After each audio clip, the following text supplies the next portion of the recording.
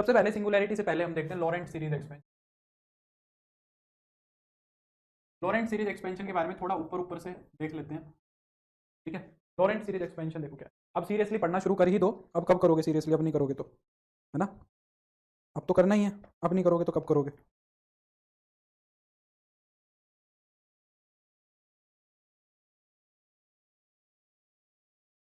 एक सेकंड,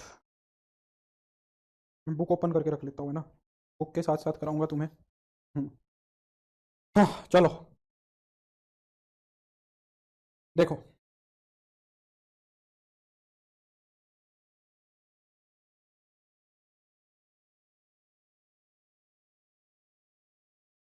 देखो, एग्जाम कब तक हो जाएगा? जल्दी हो जाना चाहिए मेरे को लगता नहीं, क्योंकि इलेक्शन आएंगे उससे पहले ही निपटा देंगे, ठीक ना। तो ज़्यादा टाइम नहीं लगेगा, पर फॉर्म आ जाए फिर तो चीज़ें टाइम अप हो जाती हैं। फॉर्म आ जाए, फॉर्म अप्लाई हो जाए, तो फिर ये हो जाता है कि अब एग्जाम होगा। नोटिफिकेशन ही नहीं आ रही थी तो दिक्कत थी। अब पीजीटी की नोटिफिकेशन आ गई, इसका मतलब चीज़ें हो रही हैं। अब टीजीटी का भी आ जाएगा, है ना। ये अलग अलग ही होती है हमेशा, पीजीटी और टीजीटी की जो रिक्रूटमेंट होती है एक साथ नहीं करते हैं ये, तो अलग अलग ही होगी। तो अब आ जाता है फॉर्म, है ना। बाकी ये मेल फीमेल का चक्कर क्यों करते हैं, मेरे को ये आज तक नहीं समझ में आया। तुम्हें पता है क्या इसका रीजन? मैं कल ये बैठे बैठे सोच रहा था, मेल फीमेल का क्या चक्कर है। क्या कुछ ऐसे स्कूल हैं जो कोएड नहीं है दिल्ली के अंदर? कोएड नहीं है, सिर्फ गर्ल्स स्कूल होंगे या सिर्फ बॉयज स्कूल होंगे, ये हो सकता है ना। ये रीज़न हो सकता है, कुछ सिर्फ गर्ल्स और कुछ सिर्फ बॉयज स्कूल्स होंगे, उनके लिए उनको अलग अलग टीचर्स की जरूरत पड़ती होगी, ऐसा हो सकता है। एकदम से अब दिमाग में आ गया। Renu, good evening. प्रतिभा, चलो शुरू करें। तो लॉरेंट सीरीज एक्सपेंशन करते हैं। देखो, कहता है कि एक फंक्शन जो होता है ना, एक फंक्शन का जो एक्सपेंशन होता है वो कुछ ऐसा लिखा जाता है, F of A plus H. ये एक तरीके से ना टेलर सीरीज की एक्सपेंशन है। टेलर सीरीज को आगे हम एक्सटेंड करने की कोशिश कर रहे हैं, ठीक है। तो F of A plus H क्या होता है? यूपी का पता नहीं भाई, यूपी वाले तो चाहते ही क्या है। कब मैंने वो बैच खत्म किया था?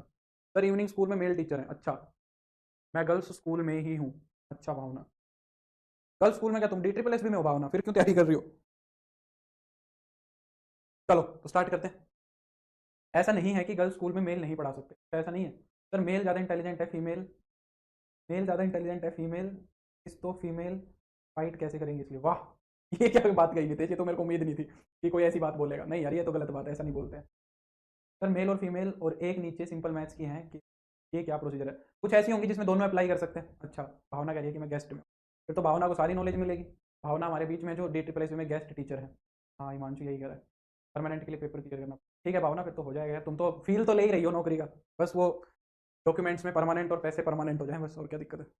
कोई नहीं, हो जाएगा, चिंता मत करो। बस ये देखो कि वैकेंसी ठीक ठाक आ जाए। ये जैसे 2-4 वैकेंसी आई है, ये ना हो, थोड़ा सा मन वो हो जाता है। बाकी कोई नहीं, वैकेंसी आ जाएंगी, अपनी तैयारी ढंग से करो, ठीक है।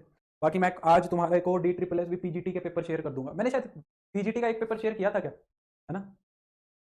सर डी ट्रिपल एस की वीओडी कर ली है, इसमें आप कुछ न्यू टॉपिक भी करा रहे हो? नहीं काजल, एक्चुअली ये बैच ही इसीलिए आया था कि वो बैच की वैलिडिटी 6 महीने थी, है ना। इस बैच की वैलिडिटी 1 साल है, तो वो एक्सपायर होने वाला था, तो वापस से रीलॉन्च कर दिया। मैं तो इसमें बिल्कुल भी फेवर में ही नहीं था। मैं तो कह रहा था कि बीओडी वाला ही बैच लॉन्च कर दो दोबारा से, उसी बैच को बीओडी की तरह कर दो, फीस आधी कर दो, ठीक है। तो भावना, रूबल कह रहा है सर भावना से सैलरी पूछना गेस्ट टीचर की। भावना कंफर्टेबल होगी तो बता देगी, मैं बोल दिया रूबल। सब अपनी सैलरी को लेकर कंफर्टेबल नहीं होते।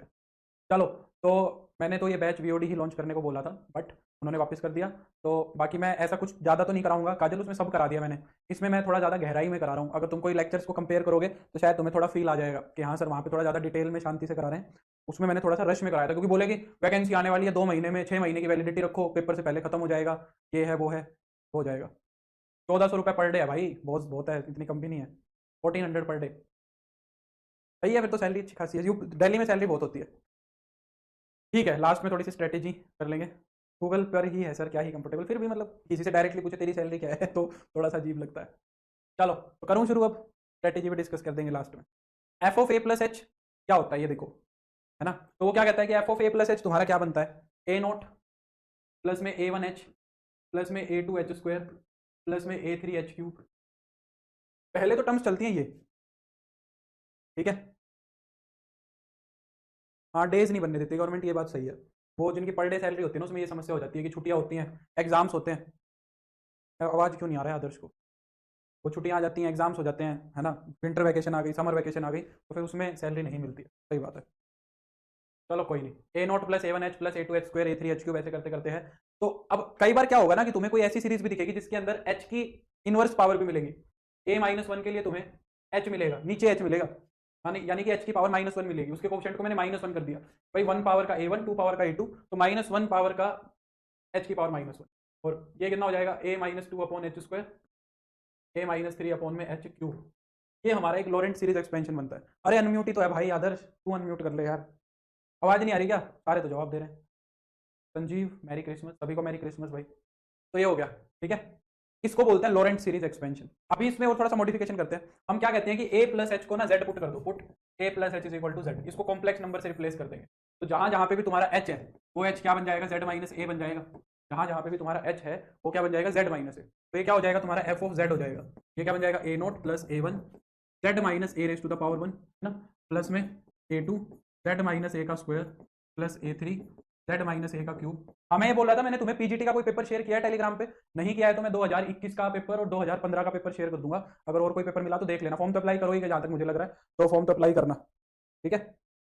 Ritu good evening. बाकी पीजीटी के अंदर वो सेक्शनल कट ऑफ नहीं होती है, पीजीटी के अंदर हमें कंबाइंड कट ऑफ क्लियर करनी होती है ना। हाँ ये कहीं ना कहीं टर्मिनेट हो जाएगी, ठीक है संजू, हाँ वो भी टर्मिनेट हो जाएगी। वो इसीलिए नहीं लिखा कि पता नहीं ना कहाँ टर्मिनेट होगी। ऐसे चलता जाएगा ये सिस्टम, ये चीज ऐसे चलती जाएगी। और प्लस में आदर्श कह रहा है कि आवाज नहीं आ रही, आप बोर्ड पे लिख दीजिए आप क्या कह रहे हैं। आवाज आ रही है, वॉइस इज कमिंग भाई, voice is fine, check yours. क्या करें बताओ, क्या क्या करा रहे, देख रहे हो मेरे से? मेरी आवाज ठीक है, ठीक है। हम्म, चलो अब यहाँ पे क्या करोगे, a minus one over Z minus A minus two over Z minus A का स्क्वायर। यहाँ पे नेगेटिव पावर्स हैं, ये हमारी लॉरेंट सीरीज बोली जाती है। इसको हम क्या बोलते हैं, लॉरेंट सीरीज अबाउट ए। ये ए के अबाउट लॉरेंट सीरीज है। यूपीटीजीटी के एग्जाम का नहीं पता है निशा, कुछ भी पता नहीं उसका क्या हो रहा है, ठीक है। इसको हम क्या बोलते हैं, ये वाला जो पार्ट होता है सेक्शनल कट ऑफ का मतलब है। चलो मैं थोड़ी सी बात कर लेता हूँ पहले। यूपी जो तुम्हारा D triple S B TGT का पेपर होता है उसमें सेक्शन ए सेक्शन बी आता है। सेक्शन ए के अंदर आता है जनरल पार्ट जिसमें सारा का सारा वो आता है नहीं तो सेक्शन बी क्या आता है, सेक्शन बी के अंदर मैथ्स आता है, ठीक है। तो दोनों के अंदर हमें मिनिमम 40% नंबर स्कोर करने होते हैं और कंबाइंड में मिला के हमें फिर मेरिट में फाइट करना होता है। पहले तो 40% दोनों में आए और फिर दोनों में कंबाइंड मिला के मेरिट में फाइट करें। सपोज हम मेरिट में फाइट कर रहे हैं और हमारा 40% नंबर नहीं बन रहा, किसी को मैथ्स आता है सारा कराया, सेक्शनल पार्ट में नहीं करके आया, तो वो क्वालिफाई नहीं होगा। ये तो हो गई सेक्शनल कट ऑफ, जैसे एनवीएस में भी होती है शायद। दूसरी बात, उनमें पता नहीं किस चीज़ का एटीट्यूड है भाई। ए के नीचे -1 लिखा है सबस्क्रिप्ट में लिखा है ये अंकित।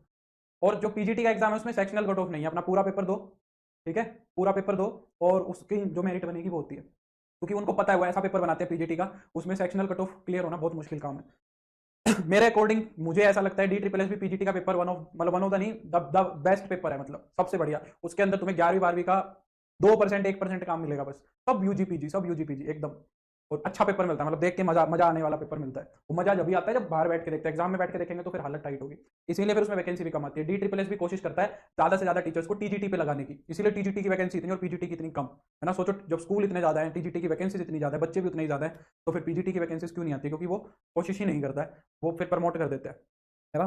बाकी जो क्या बोलते हैं दिल्ली की जो सैलरी है डी ट्रिपल एस बी की, वो ऑलमोस्ट जो D triple S B TGT है वो ये समझ लो कि बाकी सबके साथ बाकी सारे जो पीजीटी है उनसे मैच करती है। हो सकता है ज़्यादा ही हो, क्योंकि क्या है, नहीं 2015 वैसे तो ईजी है, जो यूजी पीजी के टच में है उसके लिए तो ईजी लगेगा, ऐसी कोई बात नहीं, इतना मुश्किल नहीं होता। वन लाइनर क्वेश्चन आते हैं, क्योंकि जो दिल्ली है तुम्हारा वो एक्स सिटी में आता है ना, नेट वेट के लेवल पे नहीं आता है, नेट वेट का लेवल नहीं आता, पर यूजी पीजी का अच्छा ठीक ठाक आता है।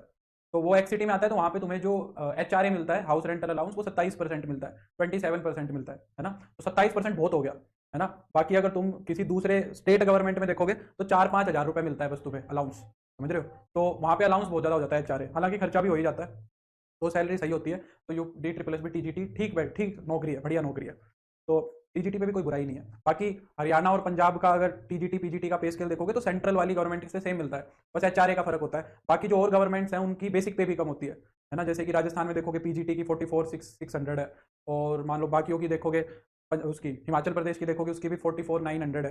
तो बाकी जो सबसे ज़्यादा बेसिक पे पीजीटी की होती है वो 47,600 होती है ना। पीजीटी की जो बेसिक पे होती है ना वो 47,600 है, जो सबसे ज़्यादा है। ये केवीएस एनवीएस इनमें भी यही होती है ना, डी ट्रिपल एस बी में भी यही होती है, और हरियाणा में भी यही होती है, पंजाब में भी यही होती है। ये सबसे ज़्यादा हाईएस्ट पेइंग स्टेट्स है ना। और भी हो सकता है कोई एक आधा स्टेट हो, जैसे कि मान लो ये ईएमआरएस का भी यही हो गया, जो सेंट्रल गवर्नमेंट के अंदर है उनमें यही मिलेगी। ये है पीजीटी की, और टीजीटी की जो बेसिक पे होती है वो होती है 44,900, ये होती है ये सेंट्रल के अंदर। इन सब के अंदर बेसिक पे ये मिलेगी टीजीटी की, है ना। अब होता क्या है, हमें मिलता है फिर DA, dearness allowance. Central employees के लिए अभी ये जो डियरनेस अलाउंस है ये 46% है सेंट्रल गवर्नमेंट के लिए। जैसे केवीएस के लिए अंदर, केवीएस के अंदर, एनवीएस के अंदर, ईएमआरएस के अंदर, है ना, DSSB के अंदर, है ना। तो अच्छा, दीपिका हिमाचल से, तो वहाँ पे ये जो सारी की सारी चीज़ें हैं ये 46% है इसका। तो अब ये जनवरी में 50 हो जाएगा, ये 50% हो जाएगा DA, यानी कि इसका 50% ले लो। इसका 50% कितना हो गया, 23,600, 23,600, ठीक है। फिर 23,600 इसमें भी जोड़ दो, इसमें भी जोड़ दो, ये जोड़ दोगे तो कितना हो गया, 23,600 उसमें जोड़ दोगे तो ये तो हो गई 73 हो गया, कितना हो गया, ये तो पूरा हो गया, मतलब 71,200 हो गया। और ये कितना हो गया देख लो, 67, 68,200, ये हो गया। फिर इसके बाद क्या होता है, इसके बाद मिलता है हमें HRA, हाउस रेंटल अलाउंस, है ना। जो उनके क्वार्टर में रहते हैं उनको HRA नहीं मिलता, जो बाहर रहता है उसको रहने का खर्चा दिया जाता है। अब ये HRA सारा का सारा वो करता है। तो हमने हमारे जो इंडिया के अंदर सिटीज़ है ना, उनको 3 फेज में डिवाइड किया हुआ है, XYZ में। अगर मैं KVS, NVS, EMRS इन सब की बात करूं तो इनके अंदर XYZ सिटी के हिसाब से है। तो X सिटी के अंदर 9% है, ठीक है, Y सिटी के अंदर 17% है, और Z सिटी उल्टा लिख दिया, यहाँ से नीचे से ऊपर। X अच्छी होती है, Z गंदी होती है, X अच्छी होती है, Z गंदी होती है। तो 9% गंदी मतलब रूरल, थोड़ा सा छोटा शहर, ये 17%, और ये तुम्हारा 27%। X सिटी में 4-5 सिटी है ना। X सिटी में क्या है, कुछ ही सिटीज़ हैं, जैसे कि दिल्ली, मेट्रो सिटीज़ जितनी भी हो गई, दिल्ली, अहमदाबाद, है ना, कोलकाता, मुंबई, मुंबई नहीं है पुणे है, मुंबई नहीं है पुणे है, चेन्नई, ये सब आ गया। तो दिल्ली जो है वो X सिटी में पड़ जाता है खुद ही, ये गड़बड़ हो गई यहाँ पे। यानी कि दिल्ली का जो HR है वो 27%, और HRA 27% किसका होता है, इसका, DA का 27%। जब DA का 27% लोगे और एक DA का तुम 9% लोगे, देखो कितना डिफरेंस हो गया। यानी कि इसका 1/4 कर लो, जब इसका 1/4 करोगे तो ये कितना आएगा, यानी कि 6,000 के राउंड, तो 6,500 लगा लो 27%, तो 6,500 रुपये इसमें और जुड़ जाएंगे। तो 6,500 रुपये अगर इसके अंदर जुड़ गए तो ये कितना हो गया, ये हो गया तुम्हारा 77 हो गया, 77,200 रुपये ये हो गए, इसमें भी जुड़ जाएगा, ठीक है। और अगर कोई स्टेट गवर्नमेंट में है, यहाँ तक इन सबकी सैलरी सेम चलती है यहाँ तक। फिर जब स्टेट गवर्नमेंट की बात आती है, जैसे मैं हरियाणा की बात करूँ, मैं भी हरियाणा से, तो हरियाणा सरकार 4,500 रुपये फिक्स देती है। आप चाहे कहीं भी रहो, गुड़गांव में रहो, पंचकुला में रहो, अम्बाला में रहो, रेवाड़ी में रहो, रोहतक में रहो, कहीं पे भी रहो, वहाँ पे आपको 4,500 रुपये फिक्स देते हैं। तो उनकी सैलरी 75,000 ये सब कुछ हो गई। पर अगर आप यहाँ पे हो तो आपको 6,500 रुपये मिल जाएंगे ज़्यादा से ज़्यादा, ठीक है। और 9% होगी तो और भी कम हो जाएगी, समझ रहे हो। 10% में तो 2-2,500 रुपये मिलेंगे बस इसका बेसिक पे का। नहीं यार, मैंने गलत बता दिया क्या तुम्हें, इसका करो, इसका करना है, इसका करना है, इसका करना है 9%, सॉरी भूल गया। अभी तो मैं बोलूँगी कम क्यों लग रहा है मेरे को, इसका नहीं करना है, DA का नहीं करना है, इसका करो, इसका करो। हाँ, कमेंट्स आ रहे हैं संजीव, इसका करो, इसका करोगे जब तुम, कितना हो जाएगा, 25%, इसकी 1/4 करोगे तो 12,000, 13,000 हो जाएगा।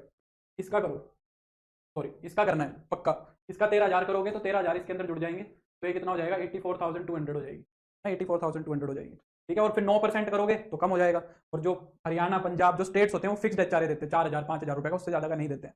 तो यहाँ आके सेंट्रल गवर्नमेंट की सैलरी अलग हो जाती है, बस उससे पहले सेम रहती है। फिर वो क्या देते हैं, TA on DA, travel allowance on dearness allowance. तो इस DA के ऊपर TA मिलता है, ये जो DA है तुम्हारे, इसके ऊपर TA मिलता है 2%, 5%, मतलब 2-3 हज़ार रुपये का DA मिल जाता है तुम्हें, और जुड़ जाएगा इसके अंदर, ठीक है। तो कुल मिला के DSSB की PGT की सैलरी अगर तुम देखोगे तो 90-95 हज़ार के राउंड अराउंड बन जाती है। अब इसके अंदर से 5-6-7 हज़ार रुपए सरकार कुछ काट लेती है NPS के लिए। और अब इसकी अगर तुम TGT की बनाओगे ना, इसकी अगर तुम TGT की सैलरी बनाओगे तो इनकी ये सारों की PGT के इक्विवेलेंट आएगी, समझ रहे हो। क्योंकि सेंट्रल गवर्नमेंट में कितने ही एम्प्लॉय X सिटी में रहते हैं, बहुत कम।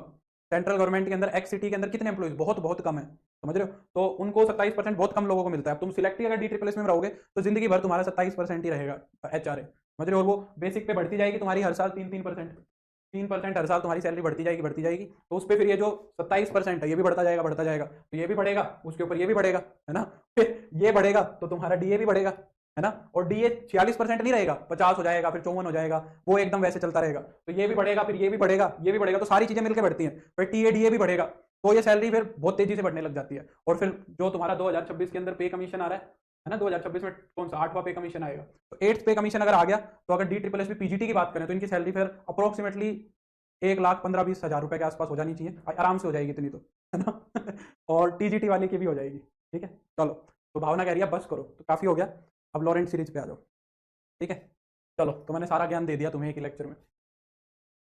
तो ये लॉरेंट सीरीज एक्सपेंशन है, हाँ फिर पैसा ही पैसा होगा, बिल्कुल। तो ये लॉरेंट सीरीज एक्सपेंशन दिख रहा है। अब यहां से यहां तक का ये क्या कह रहा है, देखो, इस लॉरेंट सीरीज को हम दो पार्ट्स में डिवाइड कर देते हैं, एक तो पॉजिटिव पावर्स वाला और एक नेगेटिव पावर्स वाला।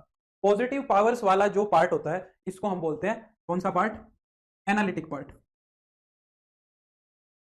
इसको हम बोलते हैं एनालिटिक पार्ट। एनालिटिक पार्ट क्यों बोलते हैं, क्योंकि सिंपल पोलिनोमियल है, डेरिवेटिव किया जा सकता है। इसको हम सिंपली क्या बोलते हैं, एनालिटिक पार्ट बोलते हैं। ये क्या हो गया, एनालिटिक पार्ट। और जो नेगेटिव पावर वाला है इसको हम बोलते हैं प्रिंसिपल पार्ट। देखो इसको इंपॉर्टेंस दे रहा है, प्रिंसिपल पार्ट। तो प्रिंसिपल पार्ट का फिर कुछ ना PAL वाला, PAL वाला प्रिंसिपल पार्ट। प्रिंसिपल पार्ट जो होता है वो हमारे लिए लॉरेंट सीरीज के अंदर एक खास रोल प्ले करता है, ठीक है। तो इतना तुम्हें पता होना चाहिए बस, ठीक है। अब तुम्हें कुछ एक डायरेक्ट जो तुम्हारे फंक्शंस हैं उनके एक्सपेंशन तुम्हें पता होने चाहिए, वो बहुत जरूरी है। इसको हटा दूं या रखा रहने दूं? हटा दूं।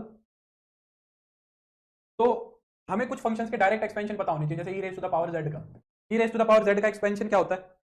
एनालिटिक को रेगुलर, हाँ रेगुलर भी बोल देते हैं, क्योंकि एनालिटिक फंक्शन को ही रेगुलर बोल देते हैं, बिल्कुल। भावना रेगुलर पार्ट भी बोल देंगे।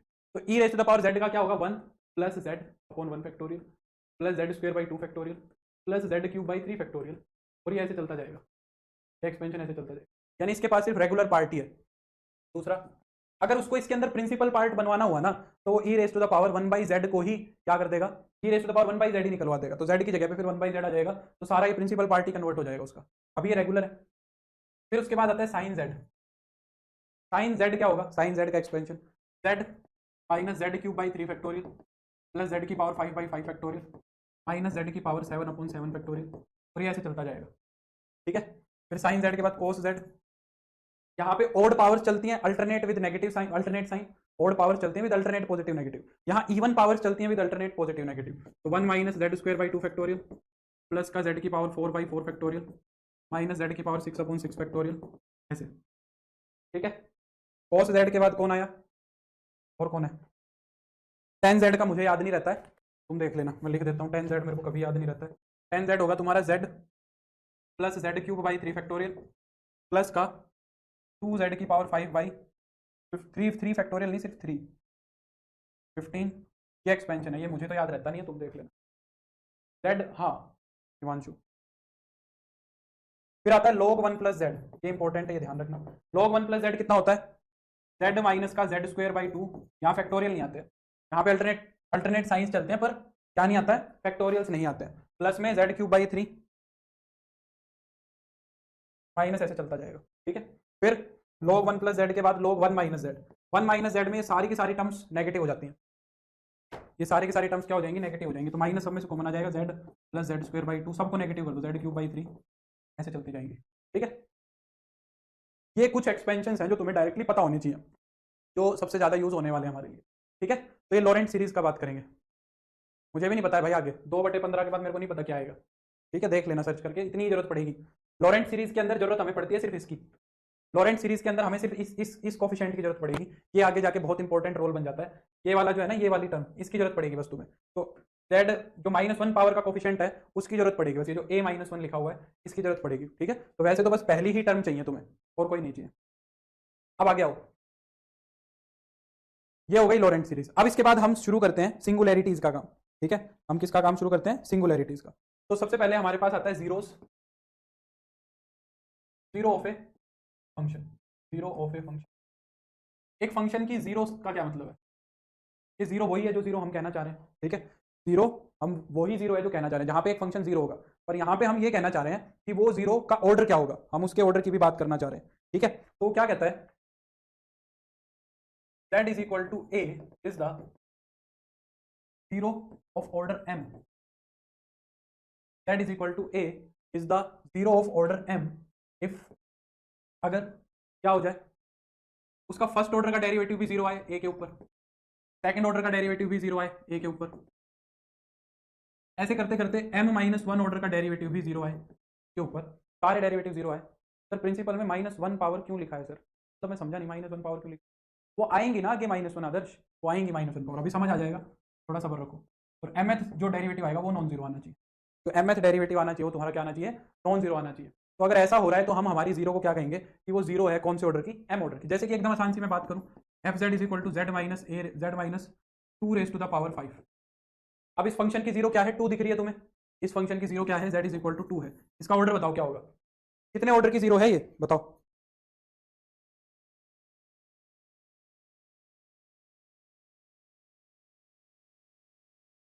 कितने ऑर्डर की जीरो है ये? ये जो जीरो दिख रही है तुम्हें, ये कितने ऑर्डर की दिख रही है? कहां पे जाके इसका डेरिवेटिव नॉन जीरो बनेगा? सर -1 को प्रिंसिपल पार्ट से मिटा दीजिए। क्या लिख दिया मैंने यार? कौन सा माइनस लिख दिया? अच्छा अच्छा अच्छा, ये अच्छा, सॉरी ये मैंने ध्यान नहीं दिया। ठीक है ठीक है। ठीक है ठीक है ठीक है, अब समझ गया आदर्श। हाँ बताओ, ये जीरो कितने ऑर्डर की है? 5 ऑर्डर की है ये जीरो, बोलो। 5 ऑर्डर की है। अगर तुम एफ डैश जेड निकालोगे वो कितना आएगा? 5z माइनस टू की power 4। F double dash Z निकालोगे तो वो कितना आएगा? 20z माइनस टू का क्यूब। ट्रिपल जेड निकालोगे तो कितना आएगा? 60z माइनस टू का स्क्वायर। फोर्थ ऑर्डर का डेरिवेटिव निकालोगे तो 120z माइनस टू। और अगर तुम फिफ्थ ऑर्डर का डेरिवेटिव करोगे तो ये नॉन जीरो आएगा 120। तो ये जीरो कौन सी ऑर्डर की है? फिफ्थ ऑर्डर की नॉन जीरो, फिफ्थ ऑर्डर की जीरो है। ठीक है, जैसे कि मान लो एक और करें। एफ जेड मान लो मैंने तुम्हें दे दिया Z minus one over Z square into sine one over Z minus one. मैंने कह दिया इसकी जीरोज निकालो, बस ऑर्डर नहीं पूछा है तुमसे, ऑर्डर नहीं पूछा है, सिर्फ जीरोज पूछी हैं। इस फंक्शन की जीरोज क्या होंगी? तो कुछ नहीं करना है, इसको जीरो के बराबर रख देना है। क्या होगा कि either either Z minus one over Z square zero के बराबर होगा, या फिर sine one over Z minus one zero के बराबर होगा। यहां से एक जीरो क्या आई? वन आई। और यहां से साइन साइन जीरो कहां होता है? साइन जीरो होता है तुम्हारा एन पाई पे, यानी कि one over Z minus one कितना होना चाहिए तुम्हारा? एन पाई होना चाहिए, है ना। और अगर मैं देखूं तो जेड माइनस वन कितना होना चाहिए? वन ओवर एन पाई होना चाहिए, यानी कि जो जेड की वैल्यू आनी चाहिए वो कितनी होनी चाहिए? One plus one over n pi. N belongs to integer, integers रखते जाओ, यहाँ से जीरो आती चली जाएगी। तो ये हमारी जेड फंक्शन की क्या हो गई? जीरोज हो गई। These are the zeros of our function. Clear हो गई ये बात? हाँ या ना? ये क्या हो गई हमारे फंक्शन की? जीरोज हो गई सारी की सारी। ठीक है, नेक्स्ट अब आगे बढ़ते हैं। अब अगर तुम्हें याद हो तो मैंने तुम्हें फंक्शन की सिंगुलैरिटी बताई थी। फंक्शन की सिंगुलैरिटी तुम्हें याद है? मैंने डेफिनेशन भी लिखवाई थी सिंगुलैरिटी की। मैंने कहा था कि एक ऐसा पॉइंट जहां पे फंक्शन जो है वो एनालिटिक ना हो, डेरिवेटिव एग्जिस्ट ना करे, पर उसके नेबरहुड में कहीं ना कहीं फंक्शन क्या कर जाए? अपना डेरिवेटिव एग्जिस्ट करा जाए, तो उसको हम सिंगुलैरिटी कहते हैं। ठीक है, तो मैं अब डेफिनेशन रिपीट नहीं करूंगा। सिंगुलैरिटी दो तरीके की होती है। एक को तो बोला जाता है आइसोलेटेड सिंगुलैरिटी, और एक को बोला जाता है नॉन आइसोलेटेड। आइसोलेटेड का मतलब क्या है और नॉन आइसोलेटेड का मतलब? आइसोलेटेड सिंगुलैरिटी क्या होती है और नॉन आइसोलेटेड सिंगुलैरिटी क्या होती है? आइसोलेटेड का मतलब क्या है? आइसोलेटेड का मतलब है जो बाकियों से अलग थलग रखी हो, है ना। जैसे कि मान लो टू है, टू आइसोलेटेड कब होगा? जब टू के आसपास कोई ना हो। मैं आइसोलेटेड हूं इस कमरे में क्योंकि मेरे आसपास कोई और नहीं है, मैं इस रूम के अंदर आइसोलेटेड हूं। नॉन आइसोलेटेड का मतलब क्या है? कि जब तुम्हारे पास कोई और हो। पर अब यहाँ पे इस चीज को ऐसे नहीं समझेंगे कि कोई और मिल जाए, यानी कि मैं ऐसी एक बाउंड्री ही ना डिसाइड कर पाऊं कि मेरे चारों तरफ क्या मिल जाए, मुझे आइसोलेशन मिल जाए। अगर मुझे अपने चारों तरफ एक ऐसी बाउंड्री मिल गई जहां पे मैं ये कह सकूं कि मैं समझो इस बात को भाई, मैं अकेला क्यों हूं? भाई मैं खुद को कह रहा हूं कि मैं आइसोलेटेड हूं। मैं आइसोलेटेड क्यों हूं? क्योंकि मेरे चारों तरफ एक ऐसी बाउंड्री है जिस बाउंड्री के अंदर और कोई भी नहीं है, इसलिए मैं आइसोलेटेड हूं। अगर मैं वो बाउंड्री नहीं ढूंढ पाया तो उसका मतलब क्या यही नहीं है कि मैं आइसोलेटेड हुआ नहीं? यानी कि मैं नहीं ढूंढ पाया तो मैं नहीं कह सकता ना कि मैं आइसोलेटेड हूं। अगर मैंने एक ऐसी बाउंड्री सर्च कर दी जहां पे और कोई भी नहीं है तो मैं आइसोलेटेड हो गया। जैसे कि फॉर एग्जाम्पल डेफिनेशन चाहिए या वैसे समझ जाओगे? डेफिनेशन लिखाऊं? मेरे को छापनी पड़ेगी यार किताब में से।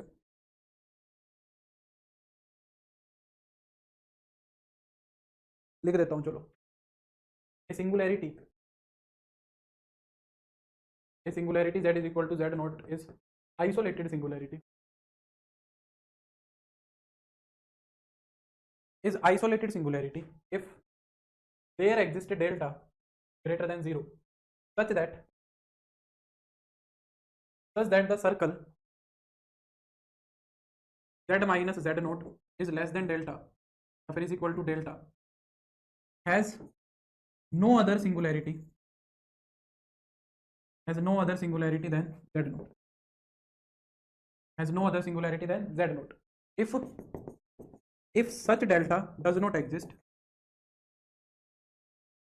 अगर एक ऐसा डेल्टा एग्जिस्ट ही ना करे, then it is non isolated, तो वो आइसोलेटेड नहीं होगी। अब मैं ना एग्जांपल लिख रहा हूं, तुम बताना क्या है इसके अंदर सिंगुलैरिटी। जैसे कि मैं तुमको बोलूं फर्स्ट वाला, फॉर एग्जांपल मान लो मैंने कह दिया कि f Z is equal to one over Z minus one इन, क्या बस इतना ही पूछ लिया? क्या ये आइसोलेटेड सिंगुलैरिटी है या इसके साथ एक और जोड़ लो, Z minus one into Z minus two, ये लिख लो। अगर मैं वन और टू की बात करूं, क्या ये दोनों आइसोलेटेड सिंगुलैरिटीज हैं या नॉन आइसोलेटेड सिंगुलैरिटीज हैं? बताओ।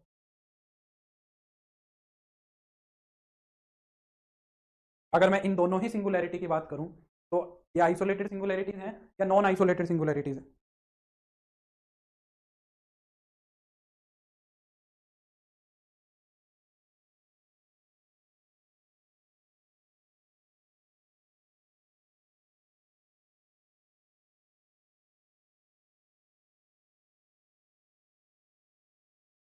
Very good Nitesh.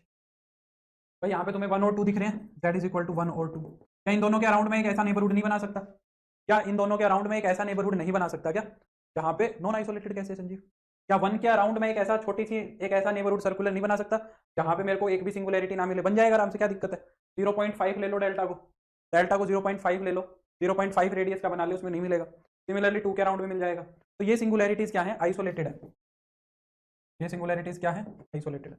हितेश गगन भावना ने सही बताया, ये सिंगुलैरिटीज आइसोलेटेड है। पर एक ये वाली सिंगुलैरिटी देखो, fx is equal to log z at z is equal to 0, ये सिंगुलैरिटी बताओ।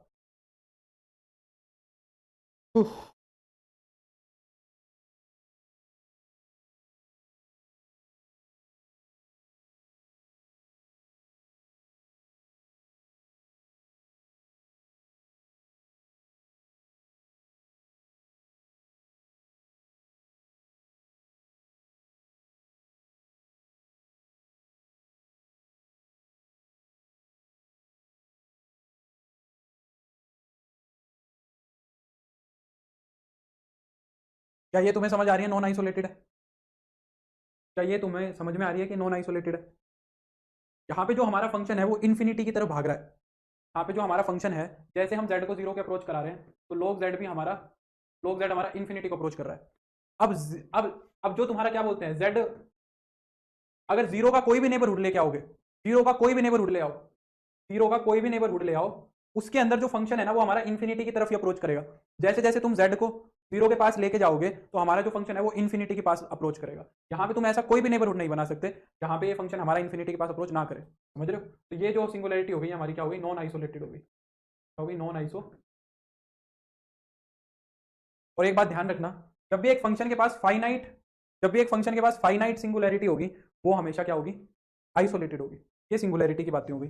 अब अगर मैं बात करूं तुमसे टाइप्स ऑफ सिंगुलैरिटी, किस सेंस में? ये अलग सेंस में। सिंगुलैरिटी कितने कितने तरीके की हो सकती है? पहली सिंगुलैरिटी आती है रिमूवेबल सिंगुलैरिटी, इसको ध्यान से सुनना भाई। पहली सिंगुलैरिटी क्या आती है? रिमूवेबल सिंगुलैरिटी आती है। रिमूवेबल सिंगुलैरिटी का मतलब क्या है? ऐसी सिंगुलैरिटी जिसको रिमूव किया जा सके। तो इतनी कोई खास सीरियस सिंगुलैरिटी नहीं है, ये सिंगुलैरिटी कोई खास सीरियस नहीं होती है। ठीक है, क्या कह रहे हैं नितेश? सर ये तो कर लेंगे, अरिथमेटिक कैसे हो? ये बस समझ नहीं आया नितेश। तो क्लास की टाइमिंग यही रहेगी। हाँ यही रहेगी हिमांशु। रिमूवेबल सिंगुलैरिटी देखो क्या होती है। रिमूवेबल सिंगुलैरिटी क्या होती है? कहता है कि अगर एक फंक्शन डिफाइन किया हुआ है तुम्हें F Z over Z minus Z, F Z over Z minus A, तो कहता है कि then z is equal to a is removable singularity, is removable singularity if, अगर तुम ये लिमिट निकालोगे, limit z approaches to a F Z over Z minus A, ये limit क्या कर जाएगी? एग्जिस्ट कर जाएगी। अगर ये लिमिट एग्जिस्ट कर रही है, हाँ दो नितेश हैं, नितेश दो नितेश, तो अगर ये लिमिट एग्जिस्ट कर रही है तो हम बोलेंगे कि हमारा जो ये पॉइंट है ये क्या है? ये जो पॉइंट है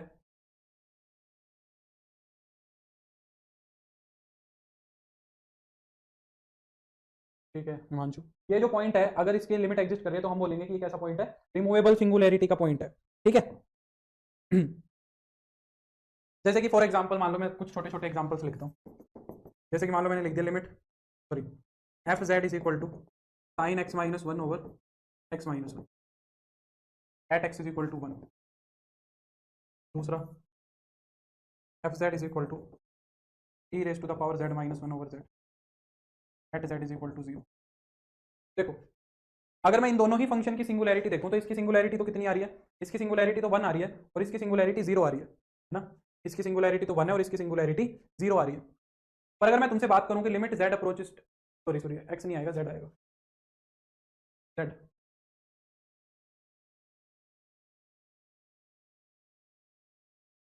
अगर मैं पहले वाले की बात करूं कि limit z approaches to 1 sine x sine z minus one over Z minus one, ये तो हमारा डायरेक्टली लिमिट एडजस्ट हो रही है, तो ये क्या बन रहा है? हमारा 1 बन रहा है। तो लिमिट एग्जिस्ट कर रही है, हालांकि 1 के ऊपर जो फंक्शन है वो दिक्कत कर रहा है, 1 के ऊपर फंक्शन दिक्कत कर रहा है, पर ये क्या है? लिमिट तो एग्जिस्ट कर रही है। तो ये कैसी होगी तुम्हारी? रिमूवेबल सिंगुलैरिटी होगी। सिमिलरली यहाँ देखो तो limit z approaches to 1 e raise to the power z minus z, ये भी 1 ही होता है तुम्हारा, है तो ये भी सिंगुलैरिटी, पर ये क्या है? लिमिट एग्जिस्ट कर रही है। अब ये तो एक तरीके का चेक करने का तरीका हो गया, ये कोई डेफिनेशन थोड़ी ना रिमूवेबल सिंगुलैरिटी की, ये तो चेक करना हो गया। डेफिनेशन क्या है ये समझो, जैसे कि मैं तुमको बोलूं कि E raise to the power Z minus one over Z है, इसका एक्सपेंशन लिखो, लोरेंट सीरीज एक्सपेंशन लिखते हैं इसका।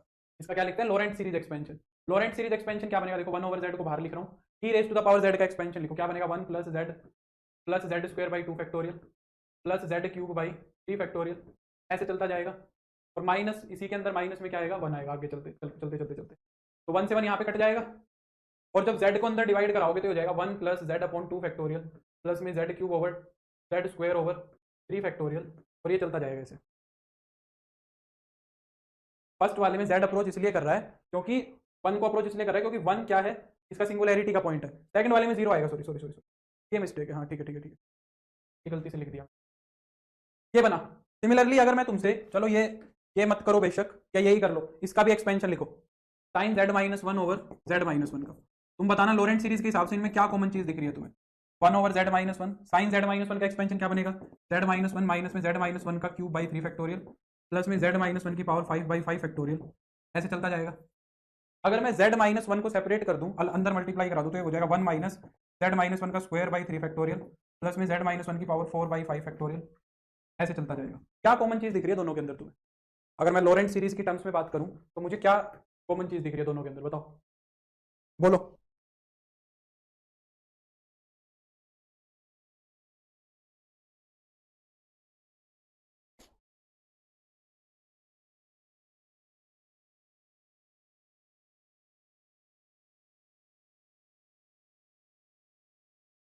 बोलो।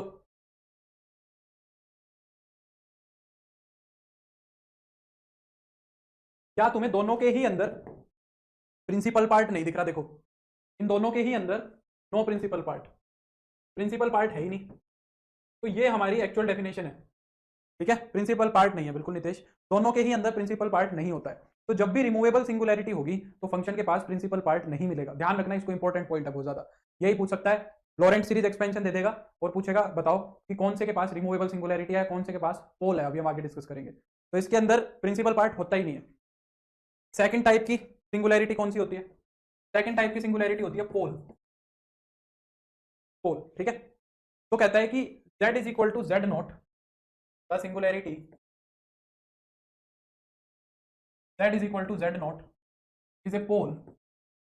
ये एक पोल होगा अगर pole of order n is a pole of order n if n order का पोल होगा अगर limit z approaches to Z naught z minus Z naught की पावर n एफ जेड, ये तुम्हारा क्या आ जाए? ये एग्जिस्ट कर, ये लिमिट क्या कर जाए? अगर एग्जिस्ट कर जाए तो हम बोलेंगे कि ये जो हमारा पोल है ये क्या है? ये हमारा एन ऑर्डर का पोल है, ठीक है। अब एन क्या होना चाहिए एग्जिस्ट कराने के लिए? तो तुम इसको जीरो ही बना दोगे। तो ये बात ध्यान रखना कि एन को वहीं तक लेना है कि ये लिमिट जीरो ना बने, है ना। ये लिमिट क्या नहीं बननी चाहिए? ये लिमिट जीरो नहीं बननी चाहिए, वहीं तक करना है। जैसे कि for example F Z is equal to sine Z over Z cube. बताओ, at Z is equal to zero इसकी सिंगुलैरिटी है, इसकी सिंगुलैरिटी है Z is equal to zero के ऊपर। तो ये बताओ कि ये फंक्शन का पोल कितने ऑर्डर का है? बोलो, इस फंक्शन का पोल कितने ऑर्डर का है?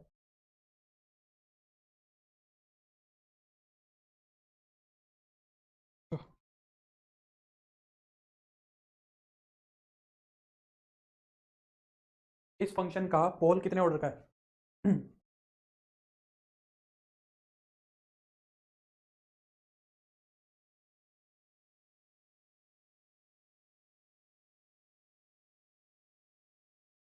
बिल्कुल नितेश।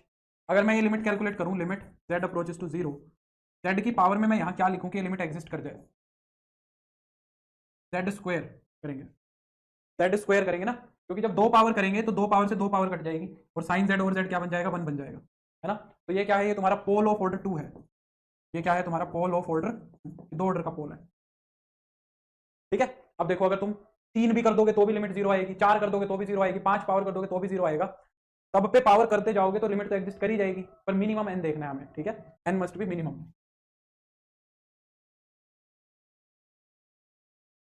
ठीक है।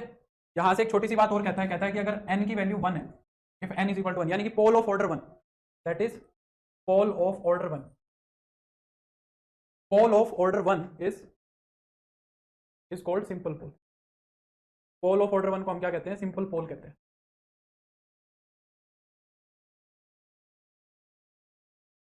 ठीक है, pole of order 1 is called simple pole. तो हम क्या कहते हैं? ये सिंपल पोल होगा। समझ आ गई बात? हाँ, तो जैसे कि मान लो मैं एक और लिखूं, f Z is equal to z square plus 1 upon में जेड माइनस 2 का होल स्क्वायर इंटू में जेड माइनस। यहाँ पे हम क्या कह सकते हैं कि z is equal to 2 is a pole of order 2। 2 तो जो है ना वो पोल है ऑर्डर 2 का, and Z is equal to 1 is a simple pole. ठीक है, ये बात समझ आ रही है? तो ये सिंपल पोल हो गया तुम्हारा, और पोल की बात हो गई। अब लॉरेंट सीरीज की टर्म्स में अगर मैं बात करूं तो उसी की बात कर लेते हैं, sine Z over Z cube की। साइन जेड का एक्सपेंशन लिखो जरा। साइन जेड का एक्सपेंशन क्या होगा? जेड माइनस का Z cube by 3 factorial plus का जेड का जेड की पावर 5 और 5 फैक्टोरियल जेड की पावर 7 ओवर 7 फैक्टोरियल। ऐसे चलता जाएगा। जेड क्यूब को अंदर ले जाओ जरा। जब जेड क्यूब को अंदर ले जाओगे तो यहाँ कितना हो जाएगा? 1 ओवर जेड। एक काम करो, इसका पोल थोड़ा और बड़ा कर लो। जेड की पावर यहाँ पे तुम 6 कर लो, जेड की पावर 6 कर लो, तो कितना हो जाएगा? 1 ओवर जेड की power 5 minus 1 over Z cube 3 factorial. यहाँ हो जाएगा 1 ओवर जेड 5 फैक्टोरियल। ये हो जाएगा माइनस में जेड ओवर 7 फैक्टोरियल, और ऐसे चलता जाएगा। अब बोलो इसकी क्या खास बात दिखी तुम्हें? इसके अंदर अगर मैं लॉरेंट सीरीज की फॉर्म में बात करूं तो क्या खास बात दिखी?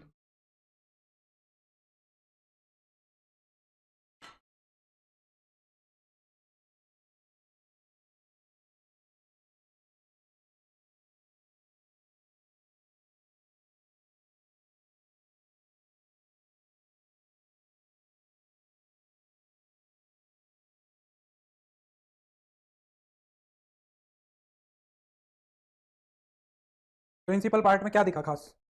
यहाँ पे प्रिंसिपल पार्ट है, पर क्या खास बात है? प्रिंसिपल पार्ट में खास बात यह है कि इसके प्रिंसिपल पार्ट में ना फाइनाइट टर्म्स है। इसके प्रिंसिपल पार्ट में क्या है? फाइनाइट टर्म्स है। ठीक है, तो हम क्या कहेंगे? Principal part has finite terms. ठीक है, तो पोल के पास क्या होगा? प्रिंसिपल पार्ट में फाइनाइट टर्म्स होंगी। पार्ट तो है और उसके पास भी फाइनाइट टर्म्स होंगी। ठीक है, अब तीसरी वाली जो सिंगुलैरिटी होती है उसको बोलते हैं हम एसेंशियल सिंगुलैरिटी। तीसरी वाली सिंगुलैरिटी को हम क्या बोलते हैं? Essential singularity. तो एसेंशियल सिंगुलैरिटी क्या होती है? A singularity which is neither a pole nor a removable singularity. Singularity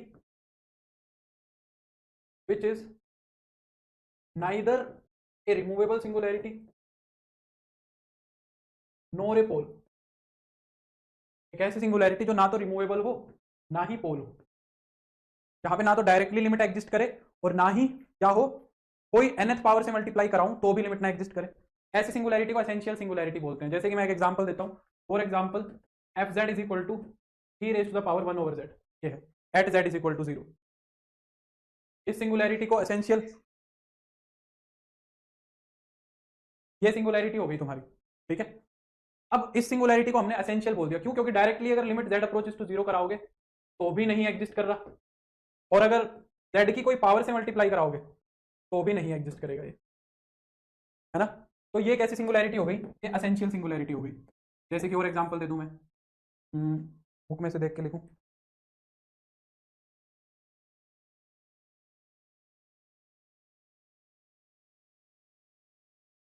F Z is equal to sine 1 over z हो गया, at Z is equal to 0। ये तुम्हारी क्या है? ये एसेंशियल सिंगुलैरिटी है। F Z is equal to cos 1 over Z minus 2 हो गया, at Z is equal to 2। ये एसेंशियल सिंगुलैरिटी है। इनके अंदर प्रिंसिपल पार्ट में क्या खास बात होगी? देखो, पहले वाला कह रहा है कि प्रिंसिपल पार्ट में एक भी टर्म नहीं होगी, दूसरे वाला कह रहा है कि प्रिंसिपल पार्ट में फाइनाइट टर्म होगी। तो ये क्या कहेगा कि ना तो पहले वाली बात हो ना दूसरे वाली बात हो, तो ये क्या बोलेगा फिर प्रिंसिपल पार्ट के टर्म्स में? अगर इसका एक्सपेंशन करोगे साइन 1 ओवर जेड का, साइन 1 ओवर जेड का एक्सपेंशन क्या होगा? जेड की जगह 1 ओवर जेड लेना है, 1 over Z minus 1 over Z का square over 2 factorial plus 1 over Z का क्यूब ओवर 3 फैक्टोरियल। ये ऐसे चलता जाएगा। तो इसके अंदर क्या खास बात है प्रिंसिपल पार्ट में? बोलो, इसके अंदर क्या खास बात है प्रिंसिपल पार्ट में?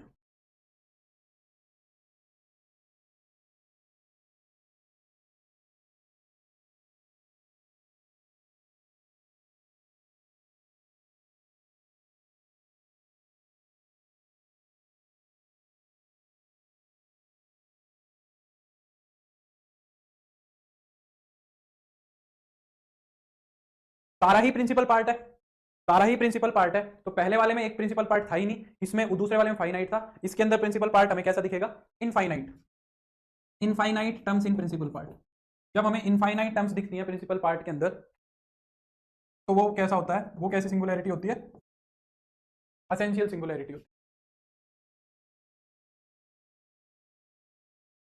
पोल एवरी इंडिविजुअल टर्म का बताना है। हाँ हाँ, अलग अलग का अलग अलग पोल होगा, बिल्कुल संजीव। जैसे मैंने पिछला सवाल बताया था तुम्हें, यहाँ पे ये जो टू पोल है, ये दो ऑर्डर का है, और simple Z is equal to one simple pole है, अलग अलग पोल्स है ना। तो प्रिंसिपल पार्ट के पास क्या होंगे हमारी यहाँ पे इनफाइनाइट टर्म्स होंगी। ठीक है, एक लास्ट सिंगुलैरिटी और बचती है, फिर हमारा जो टारगेट था आज का वो पूरा हो जाएगा। सिंगुलैरिटी एट इंफिनिटी, ये इंपॉर्टेंट है। सिंगुलैरिटी एट इंफिनिटी, इंफिनिटी के ऊपर सिंगुलैरिटी देखते हैं हम। इंफिनिटी के ऊपर सिंगुलैरिटी कैसे देखते हैं, हम कहते हैं कि F X is equal to Z minus sine Z upon Z square का। ये देखना हम कितने एक एग्जाम्पल लिखा है, F Z is equal to Z minus sine Z over Z square, है ना। At Z is equal to zero, Ankit इसको सेपरेट कर ले, one over Z sine Z over Z square. ठीक है, इसका एक्सपेंशन लगा दे, तो जेड माइनस का Z cube by three factorial plus Z की power five over five factorial, ऐसे चलता जाएगा। तो ये कितना हो जाएगा, वन बाई जेड माइनस में कितना हो जाएगा, वन बाई जेड, ये कितना हो जाएगा, प्लस का Z square by two factorial three factorial, plus में माइनस में जेड की पावर फाइव, सॉरी जेड की power three over three factorial, ऐसे फाइव फैक्टोरियल, ऐसे चलता जाएगा। ये कैंसिल हो जाएगा, इसका प्रिंसिपल पार्ट है ही नहीं। इसका प्रिंसिपल पार्ट नहीं है, इसका मतलब ये लिमिट एग्जिस्ट कर रही होगी, ये रिमूवेबल है, इसके अंदर प्रिंसिपल पार्ट आ ही नहीं रहा है, तो ये लिमिट जरूर से जरूर एग्जिस्ट कर रही होगी, एग्जिस्ट करा के देखो। ठीक है, हो जाएगा। एल ऑपिटल रूल लगा लो, at Z is equal to zero, L'Hopital rule लगा हुआ, ऊपर तो हो जाएगा वन, नीचे हो जाएगा, यहाँ पे हो जाएगा कोस जेड, ये हो जाएगा टू जेड, अभी भी जीरो बाई जीरो फॉर्म बन रही है। एक बार और लिमिट लगाओगे, ऊपर तो हो जाएगा जीरो, ये हो जाएगा प्लस का साइन जेड, और अपोन में हो जाएगा टू, लिमिट एग्जिस्ट कर गई ना, डायरेक्ट डायरेक्ट लिमिट एग्जिस्ट कर गई, तो ये रिमूवेबल सिंगुलैरिटी हो। ठीक है, सिंगुलैरिटी एट इन्फिनिटी क्या चीज़ है, देखो कहता है कि अगर at Z is equal to zero पे हमें सिंगुलैरिटी का नेचर देखना है, और Z is equal to infinity, या at Z is equal to infinity, है ना, वी यूज ट्रांसफॉर्म, हम एक ट्रांसफॉर्म यूज करते हैं, यानी कि एक सब्सटीट्यूशन यूज करते हैं। हम क्या कहते हैं कि जेड को ना वन बाई डब्ल्यू पुट कर दो, जेड को क्या कर दो, वन ओवर डब्ल्यू पुट कर दो, उल्टा कर दो। भाई z is equal to infinity की बात कर रहे हो ना, तो अगर मैं जेड को उल्टा कर दूंगा तो वो जीरो बन जाएगा, है ना। तो जो हमारा वन ओवर डब्ल्यू फंक्शन है ना, यही बात होगी। हाँ, जो हमारा F of one over W function है, वो हमारा F of capital F of W function बन जाएगा। Then check the singularity at zero, check the singularity at W is equal to zero, वही सिंगुलैरिटी क्या हो जाएगी in F W, F W के अंदर ये सिंगुलैरिटी चेक कर लो, that singularity that will be singularity at infinity. मैं बताता हूँ क्या कह रहा है, बहुत आसान है, बहुत आसान बात है। जैसे कि मान लो मैं एक एग्जांपल कह रहा हूँ तुम्हें कि भाई ये फंक्शन है F Z is equal to z की पावर फोर, एकदम आसान सा है, at Z is equal to infinity. मैं कह रहा हूँ इसकी सिंगुलैरिटी बताओ इन्फिनिटी पे किस तरीके की है। मैं तुमको क्या कह रहा हूँ, इसकी सिंगुलैरिटी बताओ at Z is equal to infinity किस नेचर की है। अब इन्फिनिटी पे तो मैं निकाल नहीं सकता, लिमिट निकालूंगा तो इन्फिनिटी आएगी। तो मैं इसके अंदर क्या यूज कर रहा हूँ, मैं इसके अंदर एक ट्रांसफॉर्म यूज कर रहा हूँ। मैं क्या कह रहा हूँ कि जेड को वन ओवर डब्ल्यू रिप्लेस कर दो, जेड को क्या रिप्लेस कर दो, वन ओवर डब्ल्यू। तो ये हमारा एक डब्ल्यू का फंक्शन बन जाएगा, एफ ऑफ डब्ल्यू, ये हमारा क्या एक डब्ल्यू का फंक्शन बन जाएगा, जो कि क्या हो जाएगा, वन ओवर डब्ल्यू की पावर फोर। अब इसका z at w is equal to zero पे क्या नेचर है, इसकी सिंगुलैरिटी अब जीरो बन गई ना, इसकी जीरो पे क्या नेचर है इस सिंगुलैरिटी का। अगर हम देखें तो ये जीरो के ऊपर एक पोल है, पोल ऑफ ऑर्डर फोर, ये क्या है, पोल ऑफ ऑर्डर फोर है। बताओ, अगर ये पोल ऑफ ऑर्डर फोर है तो ये z is equal to infinity का नेचर z की पावर फोर पे भी वही होगा। तो इन्फिनिटी के ऊपर भी at infinity at z is equal to infinity क्या बनेगा, एक पोल बनेगा ऑफ ऑर्डर फोर। ये भी क्या बनेगा, एक पोल बनेगा ऑफ ऑर्डर फोर। नहीं समझे, जैसे कि मान लो मैं तुमसे पूछूं, बताओ जरा ये क्या होगी, किस तरह की सिंगुलैरिटी है infinity, F Z is equal to cos Z at Z is equal to infinity, बताओ। ठीक है नितेश,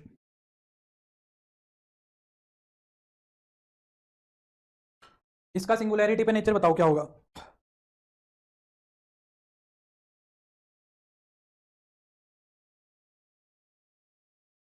एक टॉपिक और रह गया बस, मैं रेसिड्यू रेसिड्यू कल करा दूंगा, कल ये खत्म हो जाएगा तुम्हारा। ठीक है, कल तुम्हारा कॉम्प्लेक्स एनालिसिस खत्म हो जाएगा। मेरे को उम्मीद है समझ आ गया होगा, अभी तक तो कोई दिक्कत आ नहीं रही होगी, इतना काफ़ी है।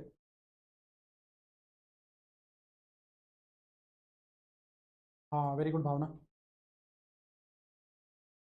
तो अगर इन्फिनिटी के ऊपर इसकी सिंगुलैरिटी मुझे देखनी है तो मैं क्या करूंगा, ट्रांसफॉर्म करूंगा और जीरो पे इसकी सिंगुलैरिटी देखूंगा। तो मैं क्या करूंगा, मैं करूंगा z को 1/w, तो ये क्या बन जाएगा, f(1/w) बन जाएगा cos 1/w। अब at w is equal to zero, ये कैसी सिंगुलैरिटी है, at w is equal to zero, ये कैसी सिंगुलैरिटी है, ये कैसी सिंगुलैरिटी हो गई, ये तो एसेंशियल हो गई, अभी अभी तो बताई थी। ये सिंगुलैरिटी कैसी हो गई, ये सिंगुलैरिटी एसेंशियल हो गई। अब ये सिंगुलैरिटी एसेंशियल है तो ये वाली भी फिर इन्फिनिटी पे एसेंशियल ही है। समझ गए, बोलो हाँ या ना।